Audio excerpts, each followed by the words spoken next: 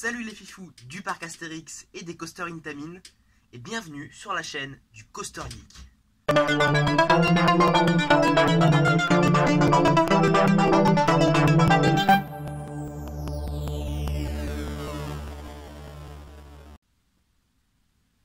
En effet, aujourd'hui nous allons parler du nouveau coaster Intamin prévu au parc Astérix en 2021.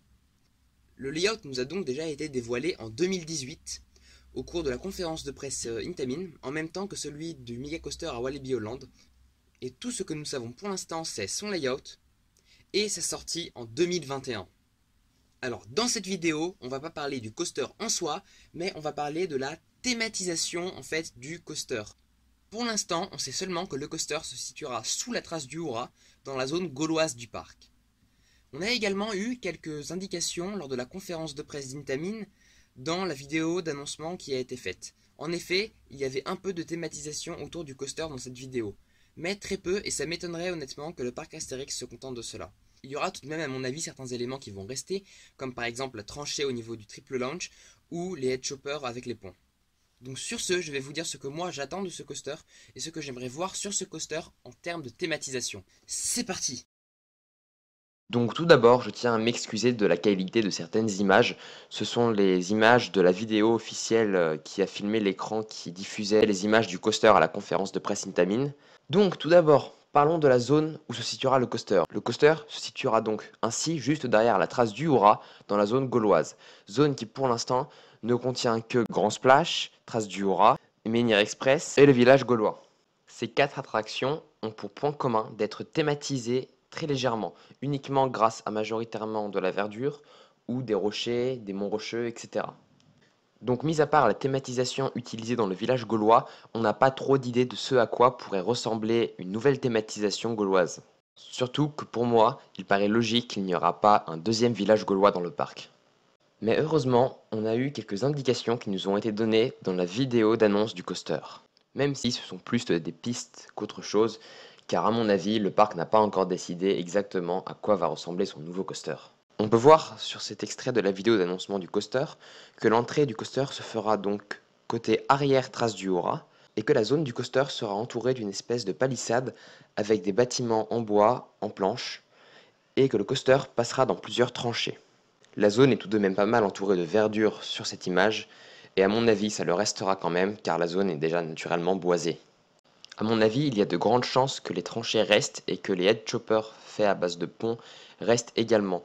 Et c'est tout à leur avantage car le parc Astérix a une limite de hauteur de à peu près 45 mètres. Ça leur permettrait donc d'avoir une drop plus grande que 45 mètres comme prévu sur la vidéo d'annoncement. On peut voir sur cette image que apparemment il y aurait une zone pour admirer la zone de triple launch avec des tables de pique-nique. J'espère vraiment que cette zone restera. C'est très sympathique pour ceux qui ne veulent pas rider le coaster et quand même profiter un peu de l'expérience.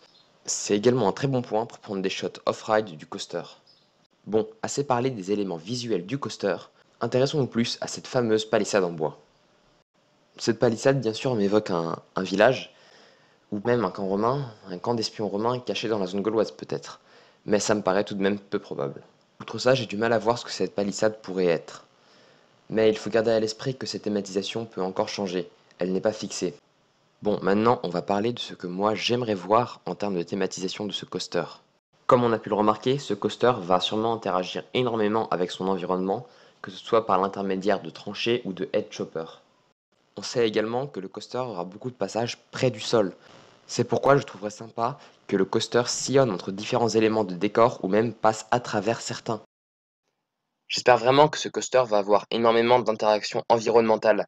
À part ça, à mon avis, c'est pas un coaster qui va avoir besoin de beaucoup de thématisation. Surtout à la vitesse à laquelle va aller le train et à certaines hauteurs qu'il va prendre à certains moments. Cependant, pour ce qui est de la zone autour du coaster, j'espère vraiment qu'elle sera assez jolie et agréable, que ce sera une zone dans laquelle on pourra passer du temps pour prendre de jolis points de vue du coaster avec des caméras dans la file d'attente ou justement comme on avait vu dans la zone pour admirer le launch, avec potentiellement une cafétéria, un endroit où on peut acheter des boissons ou de la nourriture. Ça pourrait être assez agréable justement. Surtout que ça ferait un nouvel espace dans le parc. J'espère également que la route va bien interagir et traverser le coaster et encore plus pour la file d'attente. Bah voilà, ça sera à peu près tout pour cette vidéo. Je ferai sûrement une nouvelle vidéo sur ce coaster lorsqu'on en aura plus d'informations, sûrement dans l'année de 2020. Et voilà. Vous, n'hésitez pas à mettre en commentaire ce que vous attendez de ce coaster en termes de thématisation ou autre. Si cette vidéo vous a plu ou si vous voulez m'encourager, n'hésitez pas à mettre un pouce bleu, ça fait énormément plaisir. Et sur ce, je vous dis bah, très bonne journée ou soirée à vous et à bientôt pour une nouvelle vidéo sur la chaîne du Coaster Geek.